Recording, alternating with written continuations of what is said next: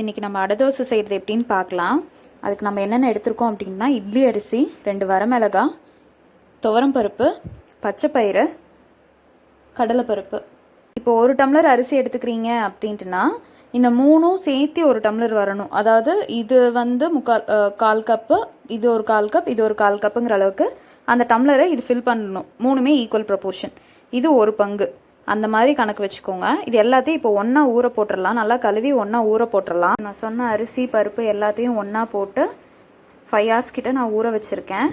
5 hours ஆயிடுச்சு. இப்போ நம்ம இதை அரைச்சிக்கலாம். மாவை அரைச்செடுத்து ஒரு ஓவர் நைட் வந்து புளிக்க வச்சுருக்கோம். ஒருவேளை உங்களுக்கு இந்த மாவு நைட்டில் புளிக்கல, ஏன்னா குளிர்காலம் சீக்கிரம் புளிக்கல அப்படின்ட்டுனா உங்கள்கிட்ட இருக்கிற அரிசி மாவு புளிச்ச மாவு இருந்ததுன்னா 1 கரண்டி இல்லை 1.5 கரண்டி யூஸ் பண்ணிக்கலாம்.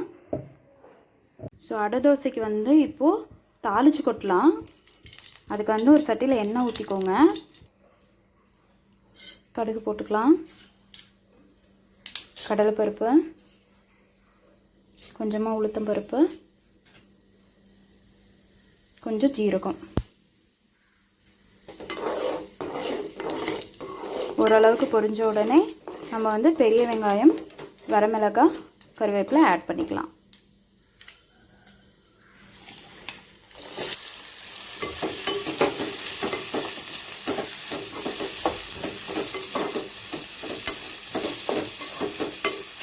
வெங்காயம் வணங்கிறதுக்கு தேவையான அளவு மட்டும் உப்பு போடுங்க.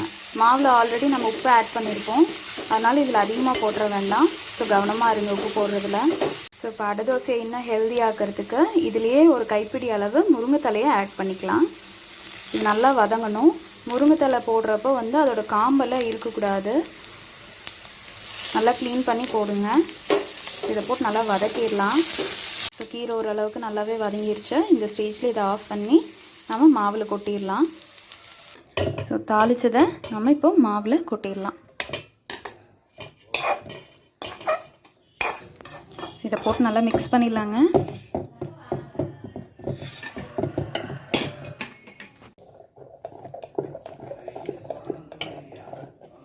அவ்வளோதான், நம்ம அடை தோசைக்கான மாவு ரெடி. இப்போ இதில் நம்ம தோசை ஊற்றலாம். தோசைக்கல்லை நல்லா காய வச்சாச்சு. இப்போது அடை மாவை ஊற்றலாம்.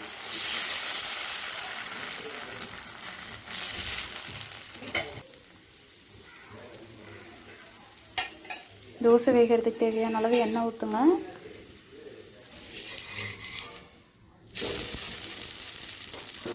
ஸோ 2 சைடுமே நல்லா வெந்துருச்சு. இப்போ இதை எடுத்துக்கலாம். திருப்பி பாருங்கள், இந்த சைடும் நல்லா ப்ரௌன் ஆகிருக்கு. It's done. எடுத்துடலாம். முருங்கைக்கீரை போட்டு அடை தோசை ரெடி. தேங்காய் சட்னியோட ட்ரை பண்ணி பாருங்கள், ரொம்ப நல்லாயிருக்கும். ரொம்ப ஹெல்த்தியான பிரேக்ஃபாஸ்ட் கூட.